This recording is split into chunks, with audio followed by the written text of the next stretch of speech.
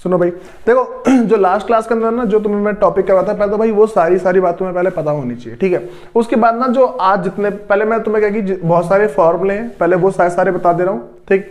उन फॉर्मूलों को थोड़ा ना माइंड में रख के चलना कि हाँ भाई फॉर्मूले क्या क्या है। सबसे पहले मैं तुम्हें जो पहला फॉर्मूला बताया था वो था नेट सेल नेट परचेज का, ये तुम्हें फॉर्मूला पता होगा, ठीक है। लास्ट क्लास में जो एक नेट सेल का जो नेट परचेज का फॉर्मूला है वो मैंने बता दिया। आज जो ना मतलब कि एक मैं तुम्हें एक और फॉर्मूला बताया, COGS, cost of good sold का फॉर्मूला बताया था, ठीक है।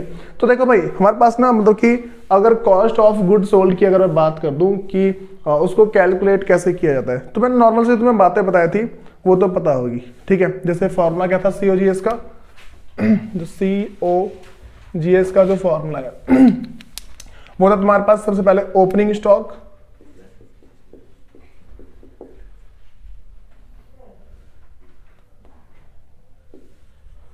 Opening stock. अच्छा भाई ध्यान रखकर चलना, स्टॉक को इन्वेंट्री भी बोलते हैं, ठीक है। तो ओपनिंग इन्वेंट्री भी आ सकता है, ओपनिंग स्टॉक और प्लस परचेज। भाई परचेज कौन सा होना चाहिए, नेट परचेज होना चाहिए, ठीक है। और उसके बाद भाई जितने भी डायरेक्ट एक्सपेंस है, जो भी डायरेक्ट एक्सपेंसेस है उन सबको जोड़ दो, ठीक है। तो ओपनिंग स्टॉक प्लस परचेज और वो नेट होना चाहिए, जाके डायरेक्ट एक्सपेंस है। और डायरेक्ट एक्सपेंस के बाद अगला क्या हो जाएगा हमारे पास, यहाँ पे भाई देखो जो हमारे पास माइनस कर देंगे क्लोजिंग स्टॉक है, ठीक है भाई। देखो ये चीज हमारे पास है, ये मेरे पास है कि मतलब जो कॉस्ट ऑफ गुड सोल्ड है उसका फॉर्मूला है। अब मैं ना ऐसे अगर दूसरे फॉर्मूले की बात कर दूँ, कॉस्ट ऑफ गुड सोल्ड निकालते कैसे हैं, मेरे पास अगला है वो देख लो, मतलब कि जो COGS का ही जो अगला फॉर्मूला है, सबसे पहले जो मेरे पास टोटल परचेज होगी ना, उसे सबसे पहले टोटल परचेज लिख लो पहले, ठीक है भाई। टोटल परचेज में से जितना भी इसका जो रिटर्न है, जो तुम्हारा रिटर्न आउटवर्ड है उसको माइनस कर दो, रिटर्न आउटवर्ड, ठीक है। जो रिटर्न आउटवर्ड है उसको माइनस करो, फिर जो तुम्हारे पास जो भी डायरेक्ट एक्सपेंस वगैरह है उसको ऐड कर दो, डायरेक्ट एक्सपेंसेस। सुनो भाई देखो ऐसा ना इसमें है क्या कि ना, जैसे मान लो कि जितना टोटल परचेस, भाई टोटल परचेस ना तुम्हारे 3 चीज को इंक्लूड कर सकता है, ठीक। सबसे पहला मेरे पास ऐसा है कि जैसे मान के चलो कि मैंने परचेस किया, ठीक है, और परचेस करने के बाद ना एक बात निकल के सामने आई, ठीक है। वो बात ये थी कि मैंने कुछ जो परचेस है वो कैश में करा था, कुछ क्रेडिट में, और कुछ परचेस हमारे पास ऐसे थे जो परचेस किया बट नॉट रिकॉर्डेड, बोलते हैं परचेस बट नॉट रिकॉर्डेड, ठीक है, वो वाले थे सारे। तो ये वाली बात समझ में आ रही है। अब सुनो भाई जो हमारे पास जो नेक्स्ट चीजें है ना, इसकी जो अगली बात है, ठीक है, वो देख के चलो भाई क्या क्या है, फिर देखते हैं क्या हमारे सामने क्या बातें आती है। तो तुम्हें पहले COGS के फॉर्मूले पता लग गए कि COGS के क्या क्या फॉर्मूले। भाई जो मेरे पास अगला है, एक हेडिंग डालो, calculation of closing stock. Closing stock की कैलकुलेशन कैसे की जाती है, कैलकुलेशन ऑफ क्लोजिंग स्टॉक, ठीक है। जो हमारे पास नेक्स्ट फॉर्मूला कौन सा है, क्लोजिंग स्टॉक है, उसका फॉर्मूला है, ठीक है। तो भाई देखेंगे जो मेरे पास क्लोजिंग स्टॉक है इसमें है क्या। तो देखो सबसे पहला जो भी तुम्हारे पास रॉ मटेरियल हो। अच्छा भाई देखो एक तो ना मतलब कि इस फॉर्मूले से जो तुम्हारे पास ये फॉर्मूला है ना, इससे भी तुम्हारा क्लोजिंग स्टॉक आ सकता है। पता लग रहा है कैसे, देखो जैसे भाई नॉर्मल मैथ तो सबको आती होगी, जैसे मेरे पास ये फॉर्मूला है, यहाँ देख जाओ, जैसे COGS का जो फॉर्मूला है वो क्या, पहले मेरे पास ओपनिंग स्टॉक और प्लस में है परचेज। भाई परचेज भाई तुम्हारा नेट परचेज होगा, ठीक है। और उसके बाद जो तुम्हारे पास डायरेक्ट एक्सपेंस है, डायरेक्ट एक्सपेंसेस है, और माइनस क्लोजिंग स्टॉक है। सुनो भाई मान के चलो कि भाई तुम्हें अगर क्लोजिंग स्टॉक निकालना है तो क्या करोगे, सारी की सारी जो जितनी भी वैल्यू है वो सारी वैल्यू रख दोगे। उसके बाद क्या करोगे, इसको एक तरफ रखोगे और बाकी सारे अमाउंट एक तरफ कर दोगे, ठीक है। नॉर्मल सी मैथ से। फिर दूसरा ये कर सकते हैं, इस साइड प्लस है, इधर आके माइनस कर दो, ये माइनस का इधर आके प्लस का, ठीक है। तो इसका फॉर्मूला क्या लिख सकते हैं भाई, जो closing stock is equal to, पहला मेरे पास आएगा ओपनिंग स्टॉक और प्लस परचेज, वो भी नेट परचेज, और उसके बाद अगला है डायरेक्ट एक्सपेंस, उसमें से माइनस कर दो COGS, cost of good sold, इसे माइनस कर दो तो तुम्हारा जो क्लोजिंग स्टॉक है इसकी वैल्यू आ जाएगी। बात समझ में आ रही है? ठीक है, बस देखो नॉर्मल सा तुम्हें ये फॉर्मूला तो ही पता होगा, मैं तुम्हें ये वाला फॉर्मूला बहुत बार लिखवा चुका हूँ। ठीक है, तो ये फॉर्मूला पहले तुम्हें पता होगा, उसके बाद जो बाकी जो अगला फॉर्मूला बना है जो तुम्हारे पास क्लोजिंग स्टॉक का, ये पहला फॉर्मूला बना है। ठीक है, अब एक फॉर्मूला तुम्हें और बता रहा हूँ। ठीक है, जैसे जो भी तुम्हारे पास ना पहले जो रॉ मटेरियल हो, ठीक है, जितने भी तुम्हारे पास जो कंपनी के अंदर रॉ मटेरियल है भाई एट द एंड होंगे, ध्यान रखना, ये जो तुम्हारे पास लिखा होगा ना raw material at the and, या फिर मान लो जो 31 मार्च जो भी डेट आएगी ना वो सारे सारे लिखे होंगे। ये सारे सारे किस बात पे होंगे? Eight the and, eight the and. ठीक है, साल के जो लास्ट है ना उसमें तुम्हारे पास ये सारे सारे लिखे होंगे रॉ मटेरियल। उसके बाद ना अगला तुम्हें ऐड करना है वर्क इन प्रोसेस या फिर प्रोग्रेस लिखा होगा। अगला क्या लिखा होगा? Work in progress. ठीक है, ये तुम्हारे पास लिखा हुआ आ जाएगा। उसके बाद जो अगर मैं नेक्स्ट बात कर दूं इसकी, वो हमारे पास है फिनिश गुड्स। जो लास्ट में जो बचे हुए फिनिश गुड्स होते हैं ना, वो सारे के सारे फिनिश्ड गुड्स। साल के लास्ट में अगर कोई गुड्स बचे तो भाई वो सारे सारे लिख देने।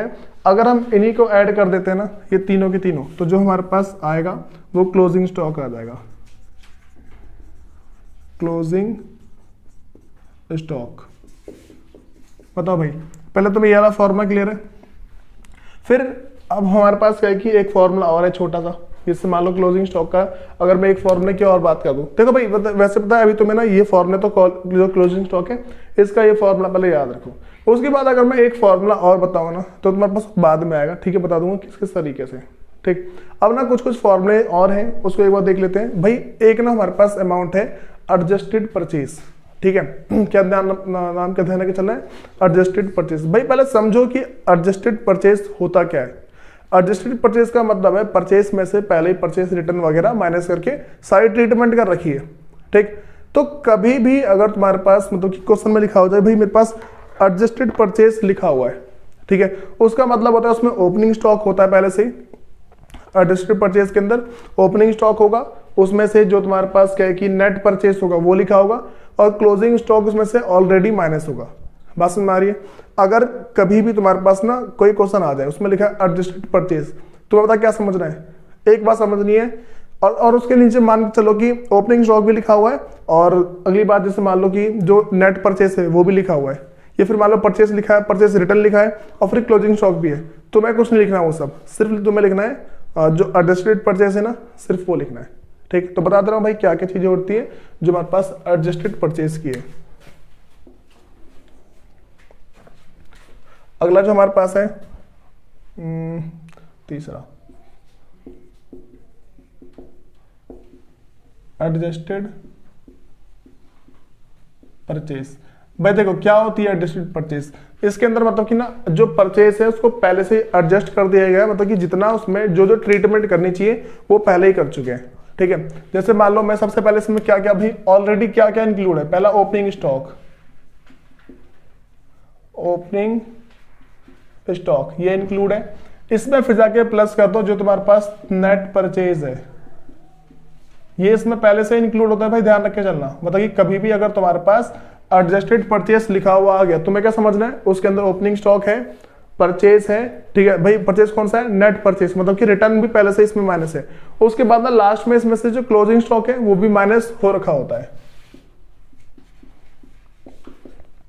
जो क्लोजिंग स्टॉक है वो क्या है? ऑलरेडी माइनस है। तुम्हें सिंपल सी बात क्या समझनी है? अगर तुम्हारे क्वेश्चन में कभी भी लिखा हुआ आ गया कि भाई एडजस्टेड परचेज, तो तुम क्या करोगे? तुम्हें समझना है कि ना तो ओपनिंग स्टॉक की एंट्री करोगे, उसमें ट्रेडिंग के अंदर, ना ही परचेज की और ना ही क्लोजिंग स्टॉक की। ठीक है, तो हमें समझना क्या है कि एडजस्टेड परचेज क्या है, पहले से एडजस्टेड है। इसकी कुछ कुछ और बातें हैं जो मैं बताऊंगा। ठीक है, अच्छा भाई सबको ये पता है मतलब कि जो फ्राइड दो टाइप से होते हैं, ठीक है, ये तो पता ही होगा, वो भी देख लो एक बार। फ्राइट, ठीक है, तो भाई फ्राइट चार्जेस बोल सकता हूं। फ्राइट चार्जेस मैं इसको दो पार्ट में डिवाइड करूंगा। भाई पहला जो मेरे पास है इनवर्ड, ठीक है, दूसरा मेरे पास है आउटवर्ड। ठीक है भाई, फ्राइट इनवर्ड हो या फिर फ्राइट आउटवर्ड, ठीक है, पहले हमें समझना है एक टाइप का खर्चा है, ठीक है। तो अगर मैं तुमसे नॉर्मली बोल दूं ये फ्राइट इनवर्ड है, तो मतलब ये फ्राइट ऑन परचेस हो सकता है, इसे क्या बोलूंगा मैं, फ्राइट ऑन परचेज। ठीक है, ये मेरे पास क्या है, फ्राइट ऑन परचेस है।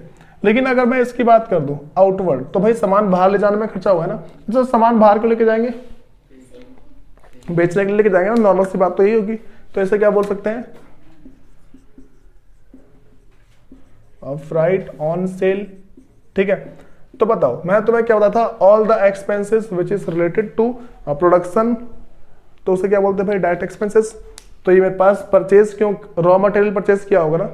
ठीक है, अच्छा ऐसा आ जाए कि मान के चलो क्वेश्चन मतलब कंपनी के अंदर ना ये बता रखा है कि मतलब जो तुम्हारा क्वेश्चन है ना उसके अंदर नॉर्मल सी बात ये लिखी है कि परचेज करा है हमने, मान लो एक ट्रॉली परचेज करी है। ठीक है, एक ट्रॉली परचेज करी है और उस ट्रॉली के अंदर ना मतलब कि सामान रख रखे जो रॉ मटेरियल है उसको प्रोडक्शन मशीन के पास लेके जाया जाएगा। ये जो ट्रॉली के ऊपर जो खर्चा हुआ है, खर्चा क्या होगा, ट्रेडिंग में जाएगा, प्रॉफिट एंड लॉस में जाएगा, कहां जाएगा,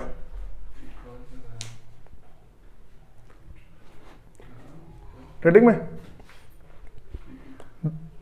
देखो खर्चा तो हुआ है ना हमारे पास, नॉर्मल सी बात है, बताओ कहां पर जाएगा। भाई देखो तुम्हारा दिमाग पता ट्रेडिंग प्रॉफिट लॉस में ही घूम रहा है भाई, तुम भूल गए एक फिक्स्ड एसेट से वाली। ठीक है, तो बैलेंस शीट के अंदर जाएगा थोड़ा ना, तो वहां भी दिमाग चलाओ कि हम एक फिक्स्ड एसेट्स परचेज कर रहे हैं। चलो चलो वो छोड़ो, दूसरा एक मैंने खर्चा किया है एक ना टेप खरीदा है मैंने, कंपनी ने क्या टेप का पूरा बंडल खरीदा जो 10,000 रुपए का पड़ा है। अब वो क्या है कि सेल करने से पहले ना उस पर टेप लगाया जाता है, पैकेट पर टेप लगाते हैं ना, तो वो लगाया जाता है। अब बताओ ये जो खर्चा है ट्रेडिंग में जाएगा, प्रॉफिट एंड लॉस में जाएगा, प्रॉफिट एंड लॉस में, सेल से रिलेटेड खर्चा है। ठीक, मैंने क्या बताया भाई, देखो अगर प्रोडक्शन से पहले के जो खर्चे हैं ना सारे वो ट्रेडिंग में डाल दो। ठीक है, जो प्रोडक्शन से रिलेटेड खर्चे वो सारे ट्रेडिंग के अंदर और बाकी सब प्रॉफिट एंड लॉस के अंदर। ठीक है, तो देखो भाई मेरे पास क्या, पहले फ्राइट मतलब कि जो इनवर्ड है तो फ्राइट ऑन परचेज है। ठीक है, तो भाई ये किस टाइप का हो गया, डायरेक्ट एक्सपेंस हो गया। भाई डायरेक्ट एक्सपेंस ही तो हुआ नहीं। ठीक है, और डायरेक्ट एक्सपेंस की एंट्री कहां होती है, जो ट्रेडिंग अकाउंट है उसके अंदर होती है। भाई दूसरी बात कर दूं फ्राइट आउटवर्ड, जिसको बोलते हैं फ्राइट ऑन सेल। ठीक है, तो भाई क्या समझेंगे इसको, ये मेरे पास इनडायरेक्ट एक्सपेंस है,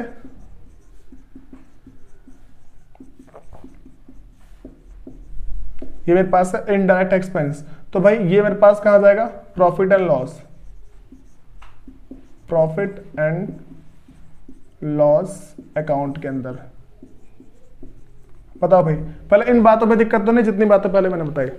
देखो अब ना हमारे पास ना ऐसी बहुत सारी बातें आएंगी, उसमें से जैसे मान के चलो मैंने तुम्हें अच्छा जो कॉस्ट ऑफ गुड्स सोल्ड है, जो कॉस्ट ऑफ गुड्स सोल्ड है वो मैंने निकालना बताया ना, कैसे कैसे करते हैं, जैसे COGS का फॉर्मूला तो ऑलरेडी बता दिया। ठीक है, और मैं अगर अगली बात कर दूं, एक ना ग्रॉस प्रॉफिट की बात करते हैं, ग्रॉस प्रॉफिट मेरे पास आता कैसे। ठीक है, देखो मैं तुम्हें जो फॉर्मूला बताया था, अच्छा एक बार हम क्या करते हैं, जो ओपनिंग स्टॉक है ना उसकी भी कैलकुलेशन सीखते हैं।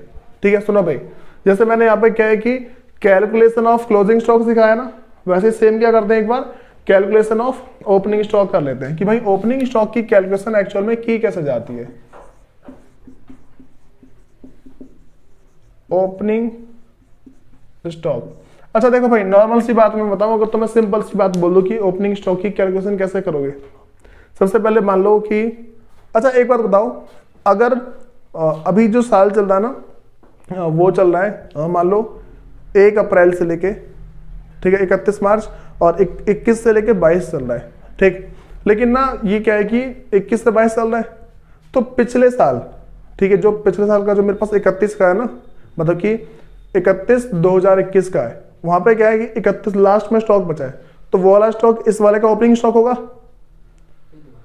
देखो जैसे मैंने बोला कि मेरे पास ना इस तरीके से अभी जो डेट चल रही है ना, वो है 1 अप्रैल 2021, यह डेट चल रही है, और यहां से लेके जा रहे हैं हम 31 मार्च 2022, ठीक है। तो भाई एक साल तो ऐसे ही होगा ना, इसी को तो बोलते हैं फाइनेंशियल ईयर। तो अब क्या हुआ कि भाई मेरे पास ना इससे पहले डेट थी 31 मार्च 2021। इस टाइम ना मेरे पास कुछ स्टॉक रखे हुए हैं। इस टाइम क्या है मेरे पास ना ओपनिंग स्टॉक, मतलब कि ना कुछ ना, मतलब कि बचे हुए जो 50 साल का सामान है ना, वो रखा हुआ है। तो अगर ऐसा लिखा हुआ आ गया, क्या करोगे इसकी ट्रीटमेंट?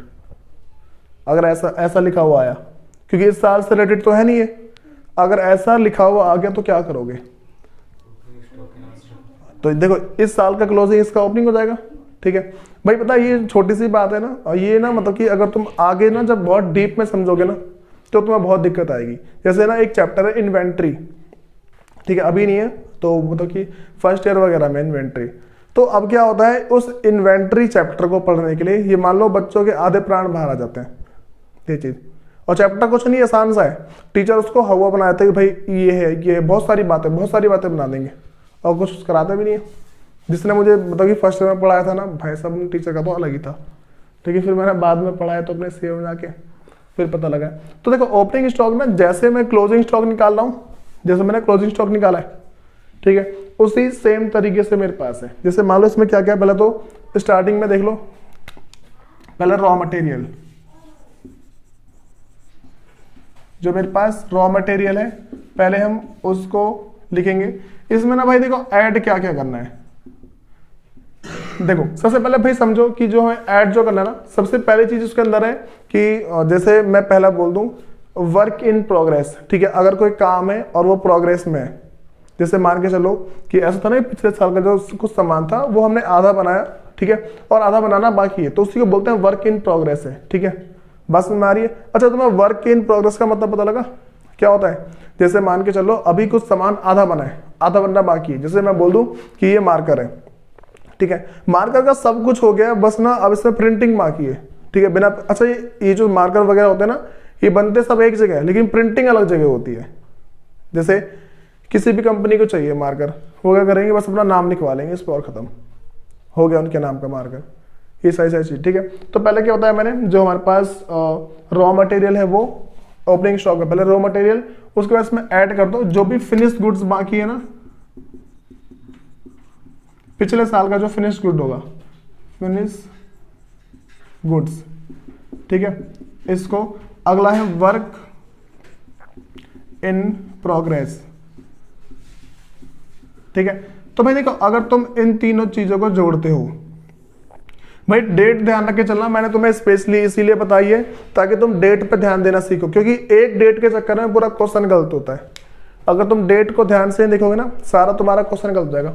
वहां पे लिखा आएगा स्टॉक एज ऑन 31 मार्च 2021 और तुम्हें ये वाली डेट दे रखी होगी, तुम सोचोगे क्लोजिंग है, क्लोजिंग इसको लिख देते हैं बच्चे। तो ये सारी बात ध्यान रख के चलने की भाई कौन कौन सी डेट हमें देखनी है, कौन कौन सी नहीं। तो ये मेरे पास क्या आ जाएगा भाई, ओपनिंग स्टॉक, ये अगला है ओपनिंग स्टॉक है। और जो ओपनिंग स्टॉक अगर हमने निकाल लिया तो समझो फिर क्लोजिंग स्टॉक की तो बात ही अलग है। हाँ भाई देखो ये जितने मैंने तुम्हें बातें बताई, बात समझ में आ रही है।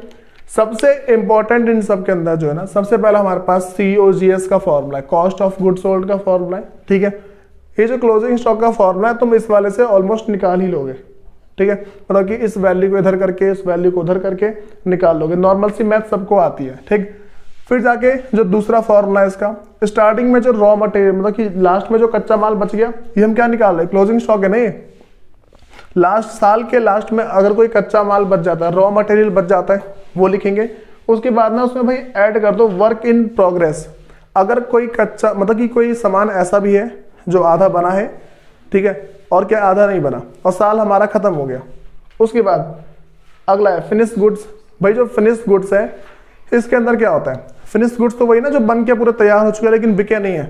तो ये सारे के सारे जो हमारे पास होंगे इन सबको अगर हम ऐड करते हैं तो मेरे पास क्या आ जाएगा, क्लोजिंग स्टॉक आ जाएगा। ठीक, उसके बाद ना जो मेरे पास नेक्स्ट है वो है एडजस्टेड परचेज। दूसरी इंपॉर्टेंट बात ये है, एडजस्टेड परचेज हमारे पास क्या है कि भाई देखो ओपनिंग स्टॉक इसमें पहले से इंक्लूड होगा, दूसरा जो नेट परचेज है वो पहले से इसमें इंक्लूड है, और क्लोजिंग स्टॉक ऑलरेडी माइनस है। अगर कभी तुम्हारे पास ऐसा लिखा गया ना कि भाई एडजस्टेड परचेज लिखा हुआ है, तुम्हें क्या समझना पता है भाई, नॉर्मल सी बात, ना तो तुम्हें ओपनिंग स्टॉक की एंट्री करनी है, ना तुम्हें परचेज की, ना ही परचेज रिटर्न की। ठीक है, तो भाई तुम्हें इन दो चीज की एंट्री नहीं करनी, और तीसरा जो क्लोजिंग स्टॉक है, ठीक है, इसकी भी एंट्री नहीं करनी। बताओ ये सारी बात समझ में आ रही?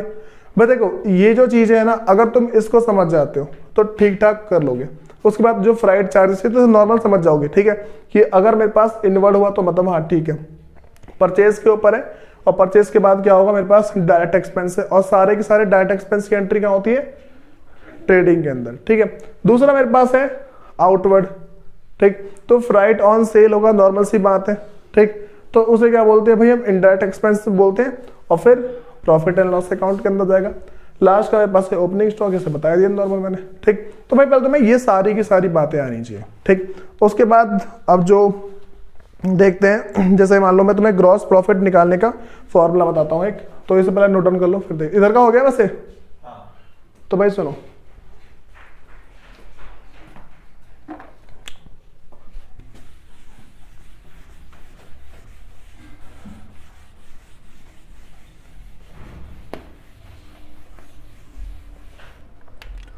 देखो जो हमारे पास अब जो नेक्स्ट फॉर्मूला है वो है हमारे पास ग्रॉस प्रॉफिट निकालने का फॉर्मूला है। ठीक है, देखो भाई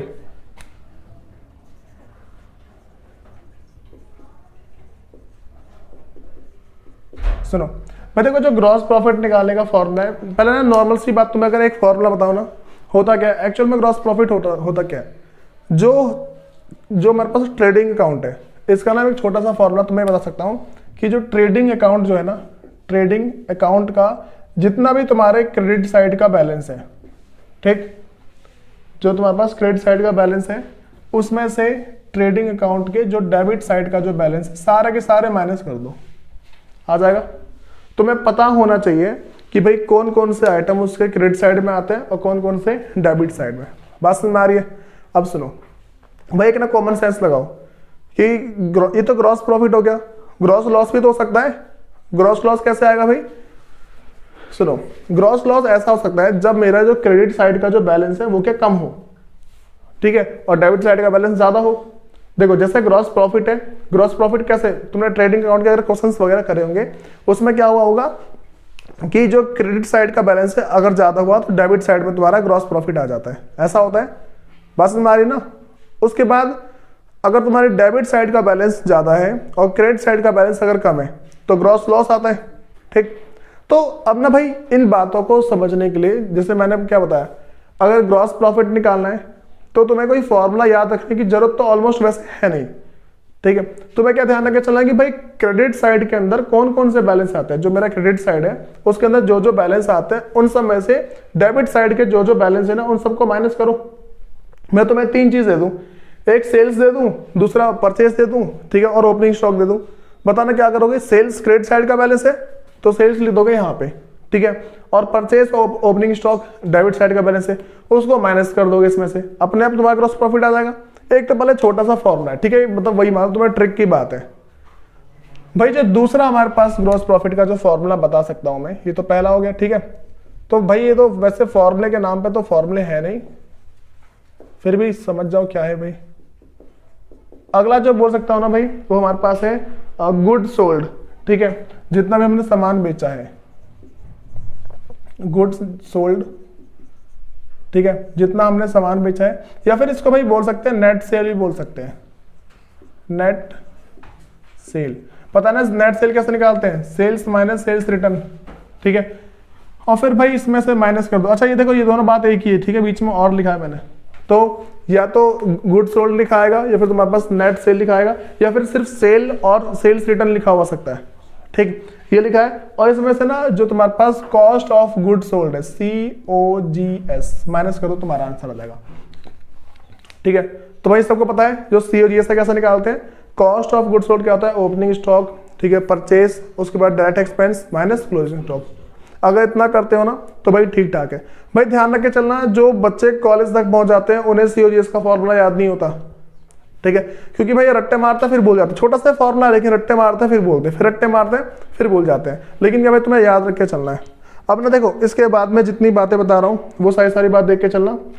कुछ क्वेश्चंस वगैरह देखते हैं। लास्ट क्लास में मैंने कहाँ तक करवा था इलिस्ट्रेशन वगैरह, 5 तक हो गए थे। अब जो है ना, जो तुम्हारे पास इलिस्ट्रेशन नंबर 6 है, एक बार उसे देख जाओ और फिर देखो भाई इसके अंदर क्या क्या है हमारे पास।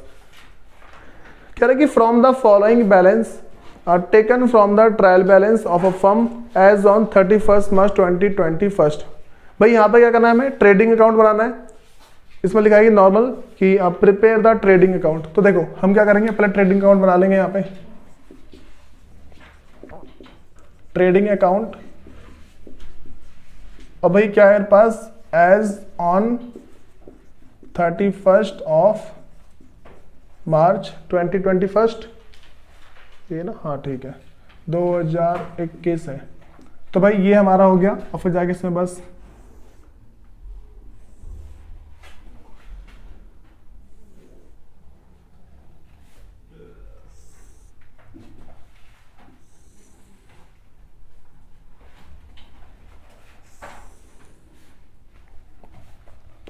यहाँ है पर्टिकुलर, फिर जाके यहाँ अमाउंट। भाई अमाउंट में सिंबल डालना मत भूलना, ठीक है। ये तुम्हारा अमाउंट, ये तुम्हारा डेबिट साइड है और ये अगला हो गया तुम्हारा क्रेडिट साइड। सुनो भाई, तो अब क्या करना है हमें इसके अंदर। सबसे पहला देखो उसने क्या बोला है, उसने बोला ओपनिंग स्टॉक है, ठीक है। तो ओपनिंग स्टॉक के अंदर उसने 2 चीजें बता रखी हैं, पहला है रॉ मटेरियल, दूसरा है फिनिश गुड्स है, ठीक है। बात समझ आ रही है। तो भाई ऐसा होगा ना, पिछले साल का सामान रखा होगा। अच्छा, जैसे उसने साइड में बोल दिया ना ओपनिंग स्टॉक, यहाँ पे कभी करता है डेट बोल देगा, वो पिछले साल की डेट बोल देगा, ठीक। तो वो भी देख के चलना है। तो यहाँ मेरे पास क्या है कि रॉ मटेरियल या फिर जिसको बोलते हैं फिनिश गुड्स, तो भाई दोनों चीजें यहीं पे आ जाएगी। अच्छा, किसके अंदर आएगी, ओपनिंग स्टॉक के अंदर आएगी ना। तो यहाँ पर नॉर्मल ना, देखो एक तो ऐसा भी लिख सकते हैं, 2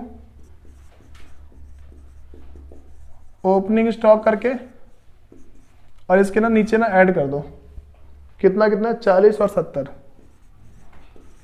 40,000 और प्लस 70,000। देखो भाई एक तो ऐसे कर सकते हैं, दूसरा तुम अलग अलग लिख सकते हो, तीसरा क्या है कि ओपनिंग स्टॉक की हेडिंग बना दो, ठीक, और फिर जाके नीचे दोनों का बैलेंस करके ऐड करके लिख दो, ठीक है। तो भाई मैं इस तरीके से कर रहा हूँ, पता है 3 तरीके से कर सकते हैं।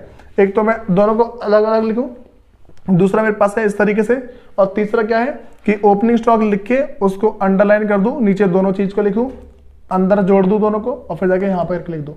तीनों में से कुछ भी कर सकते हो। तो कितना, 1,10,000 आ रहा ना, 1,10,000। उसके बाद भाई जो अगला है हमारे पास वो है परचेजेस, ठीक है। भाई परचेज कितने की है, देखो परचेज जो हमारे पास है वो है 1,80,000 की, इस तरीके से है ना। तो भाई हम सबको पता है परचेज अगर हो तो परचेज रिटर्न भी होगा उसके अंदर। तो पहले से लिखते हैं 2 परचेज, इसमें से कितना अमाउंट है इसका, 1,80,000, ठीक है, 1,80,000 है, 1,80,000। इसमें से क्या है कि पहले ही लिख दो लेस, कुछ ना कुछ रिटर्न होगा ही होगा, और नहीं होगा तो 0 लिख के निपटा देंगे इसको, ठीक है भाई। उसके बाद जो अगला बोला उसने सेल है 3,50,000, तो यहाँ पे लिख दो बाई सेल्स, वो है 3,50,000। इसमें भी लिख दो पहले से ही लेस रिटर्न, ठीक है भाई। अब जो नेक्स्ट बात करते हैं वो लिखा है इसमें भाई रिटर्न है, देखो आगे रिटर्न, परचेस रिटर्न और सेल्स रिटर्न। तो परचेस रिटर्न कितना है, 5,000, तो यहाँ माइनस कर दो 5,000। यहाँ पे कितना है, 1,75,000। और सेल्स रिटर्न कितना है मेरे पास, 3,000 है, तो यहाँ पे आ जाएगा 3,47,000 थाउजेंड। ठीक है, इस तरीके से है। अब जो हमारे पास नेक्स्ट है वेजेस। भाई देखो वेजेस मेरे पास कितना है 65,000 का वेजेस है, तो सिंपल सिंपल सी बात है भाई, वेजेस तो इसी साइड आ जाएगा, तो टू वेजेस, तो वेजेस कितना है 65,000। अगला जो मेरे पास है वो है फैक्ट्री एक्सपेंसेस है, कितने का फैक्ट्री एक्सपेंस 45,000, तो भाई अगला 45,000 फैक्ट्री एक्सपेंसेस 45,000। उसके बाद जो नेक्स्ट है भाई वो है फ्राइट, आ गया फ्राइट भाई। ठीक है, तो कह रहा है फ्राइट इनवर्ड, तो भाई पता लग रहा है फ्राइट इनवर्ड की एंट्री होगी, यहीं से पता लग जाएगा। ठीक है, फ्राइट है इनवर्ड है तो उसकी तो एंट्री कर देंगे, आउटवर्ड की एंट्री नहीं करेंगे। ठीक है, पता लग गया ना क्यों। तो फ्राइट जो मेरे पास है इनवर्ड है वो कितने का है 10,000 का। ठीक है, तो यहाँ पे टू फ्राइट इनवर्ड। अच्छा मुझे कोई ऐसी बात बताएगा कि फ्राइट आउटवर्ड भी हो और हम इसके अंदर एंट्री कर रहे हो, ऐसा कुछ हो सकता है? फ्राइट आउटवर्ड हो हम उसमें एंट्री कर रहे हैं, है कुछ ऐसा? फ्राइट आउटवर्ड हो लेकिन एंट्री करेंगे हम ट्रेडिंग के अंदर। देखो वैसे ना तुम्हारे बुक के अंदर नहीं आएंगे ये केस, जब तुम ना रियल लाइफ में अगर कभी अकाउंटिंग करते हो ना उस टाइम आ सकता है। जैसे मान के चलो फ्राइट इनवर्ड की एंट्री होगी, अब पता है मान लो एक बार मैं आधा सामान लेके आया, अब ना हमने उससे बोला भाई दोबारा चल वहां पे, कह रहा मैं दोबारा जाऊंगा तो पैसे लूंगा, तो आउटवर्ड नहीं हो गए, बाहर की तरफ जा रहा है टाइप से। ठीक, तो वैसे पता है इसको इनवर्ड के अंदर ही जोड़ दिया जाता है। ठीक है, एक टाइप का ये हो जाएगा। ठीक है, तो फ्राइट इनवर्ड है भाई। अगला मेरे पास कह रहा है कि at the end of the concern period, मतलब कि जो हमारा पीरियड चल रहा है नहीं 31 मार्च तक वाला, वही कह रहा है कि at the end of the concern period the stock at hand were. भाई लास्ट में जो हमारे हाथ में स्टॉक है वो है raw material 35,000, work in progress 10,000 और जो फिनिश गुड्स है वो कितने का भाई 55,000 का। तो नॉर्मल सी बात है, तीनों को जोड़ देंगे। ठीक है, अच्छा देखो जैसा बता था ना मैं स्टार्टिंग में, यहाँ पे कैसे लिख सकते हैं, तो यहाँ पे लिख देंगे बाई क्लोजिंग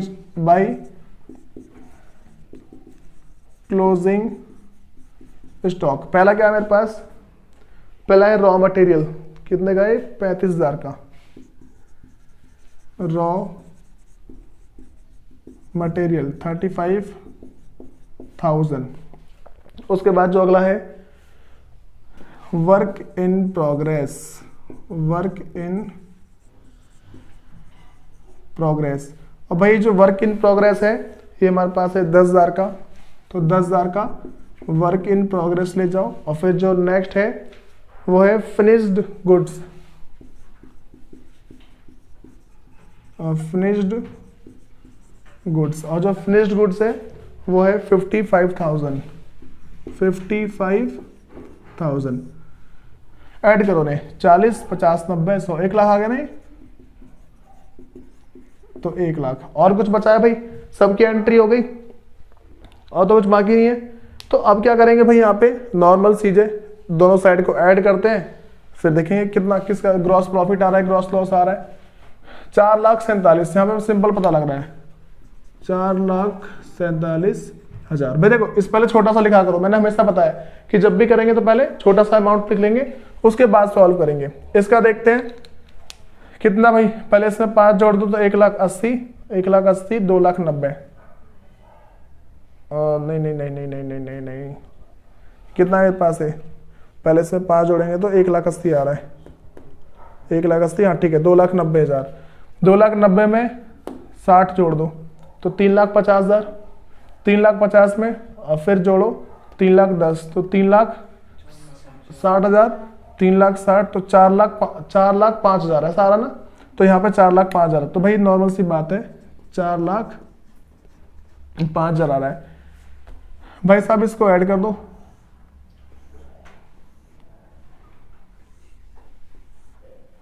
तो ज्यादा तो ये मेरे पास ये वाला है ना, तो कितना है 447,000, 4,47,000, 447।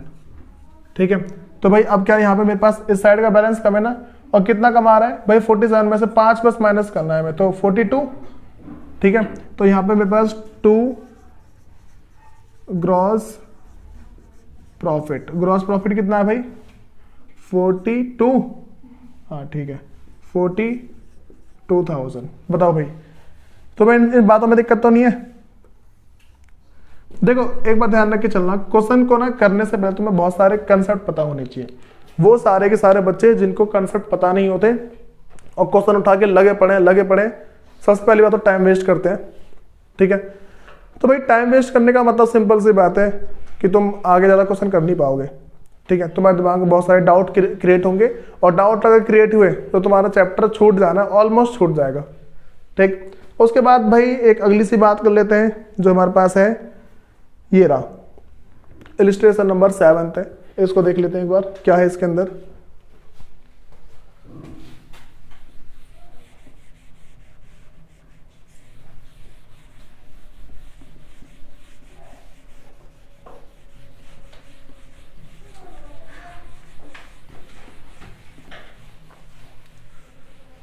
हाँ भाई साहब देखो क्या है इसके अंदर इलिस्ट्रेशन नंबर 7 के, जो इलिस्ट्रेशन है हमारे पास 7, उसके अंदर देखो क्वेश्चन में क्या क्या रखा है।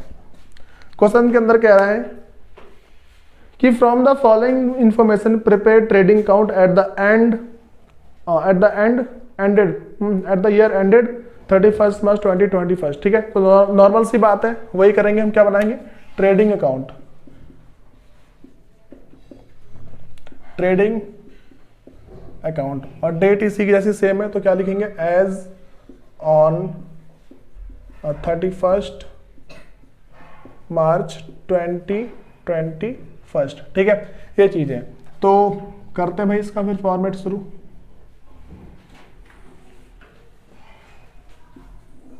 ज्यादा लंबा बनना है। अच्छा भाई पता है तुम्हें ना क्वेश्चन करते करते ही एक एक्सपीरियंस होना चाहिए कि फॉर्मेट कितना बड़ा बना है, वरना एग्जाम में बहुत ही लंबे लंबे फॉर्मेट बनते हैं।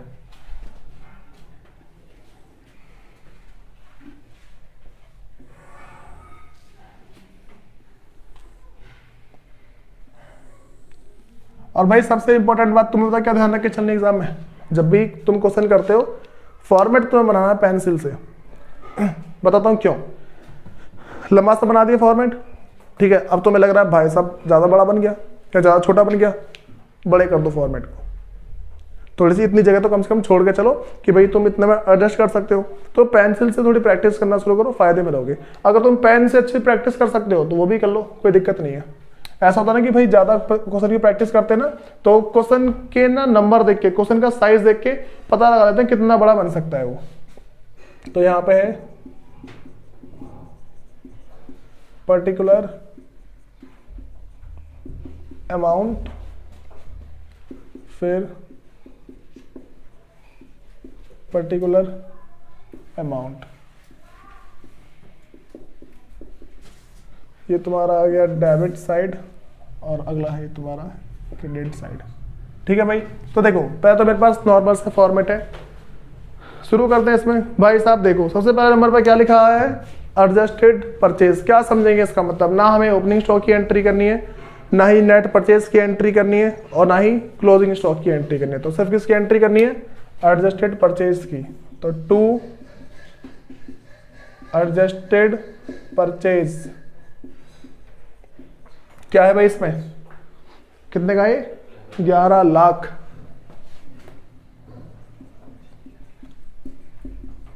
भाई 11 लाख का मेरे पास क्या है, एडजस्टेड परचेज है। उसके बाद आगे क्या है, सेल्स है। भाई सेल्स 12,50,000 है, तो यार तो बाई सेल्स। भाई सेल्स में सेल्स रिटर्न हो सकता है ना, 12,50,000, यहाँ पे लेस रिटर्न। तो रिटर्न देखेंगे जितना होगा कर देंगे, बाकी फिर देखा जाएगा। उसके बाद भाई अगला कह रहा है फ्राइट एंड कैरेज इनवर्ड 6,000। तो भाई वही है जो खर्चा है, नॉर्मल था। तो to freight and carriage inward, ये 6,000 है ना, तो 6,000 का ये आ गया। उसके बाद कह रहा है वेजेस, तो भाई वेजेस वही है वेजेस, और वेजेस कितने का है भाई, वेजेस हमारे पास है 14,000, 14,000 का है, ठीक।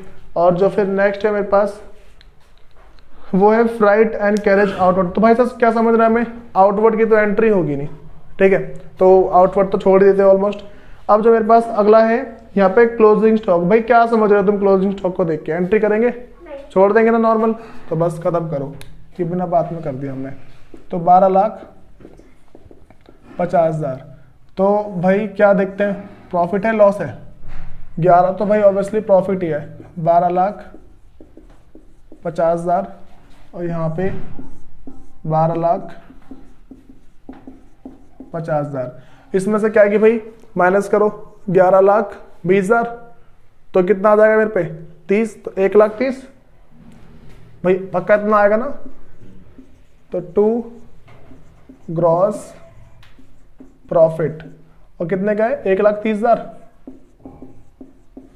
यहां पर लिख दो भाई छोटा सा, transfer to profit and loss account, ठीक है भाई। तो तुम्हारा ये क्वेश्चन भी समाप्त होता है भाई, पता लग रहा है ना। पता क्या होता, अगर ना मान के चल लो इन केस मैं तुम्हें एडजस्टेड परचेस के बारे में नहीं बताता ये एक्चुअल में होता क्या है, क्या होता है पता है इसके अंदर, तुम क्लोजिंग स्टॉक की एंट्री करते फिर बोलते भैया आंसर मैच नहीं हुआ, ठीक। तो अब जो ना भाई यहाँ पे क्या देख के चलना है कि तुम्हें ना मतलब तुम्हारा बेस तो बन गया ऑलमोस्ट, जहां तक मैंने कराया तुम्हारा ट्रेडिंग का बेस बन गया। अब क्या है कि थोड़ी और देखेंगे कुछ क्वेश्चंस वगैरह, फिर जाके जो हमारे पास अगला होगा जिससे प्रॉफिट एंड लॉस है, अगर उसका बेस ठीक ठाक और बन जाए तो अच्छी बात है। देखो भाई पहले सबसे पहले तुम्हें क्या फोकस करना है बेस पे, और दूसरी बात तुम्हारा कंसेप्ट सारे क्लियर हो। अगर तुम एक भी किसी कंसेप्ट में अगर तुम मिस कर गए तो सोचो भाई तुम्हारा हो गया, फिर बात समझ में आ गई। तो जितना भी कराया मैंने इन्हीं सबको रिवाइज करना, फिर जाके ना इसका मान लो ट्रेडिंग जो अकाउंट है इसकी मेरे हिसाब से 1-2 क्लास और खिंच सकती है, क्योंकि जिसको ट्रेडिंग आ गया ना प्रॉफिट एंड लॉस का कुछ अंदर है ही नहीं, ट्रेडिंग अकाउंट आ गया तो प्रॉफिट एंड लॉस कुछ नहीं है, बस इसका बैलेंस उधर ट्रांसफर होता है और खत्म। चलो नोट डाउन।